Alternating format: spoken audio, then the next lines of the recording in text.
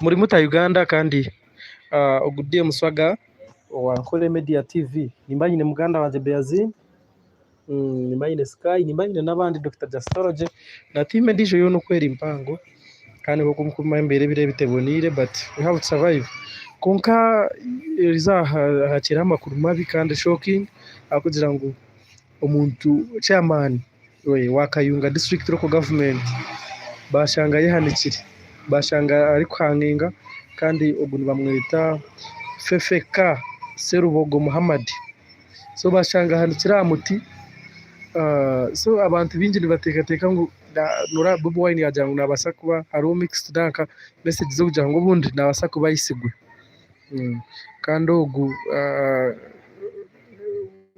ni chairman kandi kuna bagambira ni member wa NUP sano norangwa ntaza hakabuza ohiro neco gwamparo witwe nyine nitwe tferigweho chairman ni minister wa finance minister wa finance uba kweta Kabanda nabo basize kufa asa katira red master wa mani kandi uba bashanga ngo bamwitira kikona bashangira kikona ari here press bamwihaho bamutwara mu igwaruro yako mu igwaruro yagwayo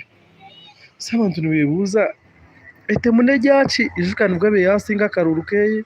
yaza gwampara yaba finance minister so nurebera kimwe ngweno ngwe South Runtuza umuntu naje ati nobwe atereko go umuntu mwite konkente batagizemo sati nko gu umuntu be yaba chairman C5 yatandaka kunanka yatandaka kugira ngo nawe yazantebe ibintu jangu nayihanika bwaci so tukumanya utiro ntuzana umuntu nazaje ata umuntu no kumuremesa diro mu government umuremese kugira ngo agese atakaba mushomankuzi akugurira kwite sawa tukuzahagumire kandi ne habi kandi Bobi Wine ganshomere naka Bobi Wine this morning we woke up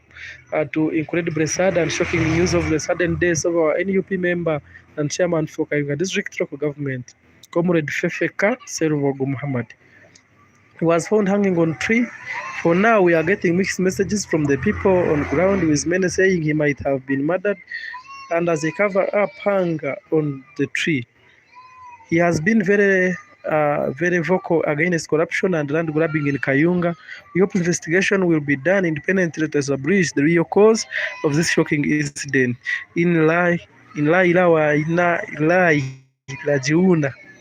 Imanyoro Salam, but that's it.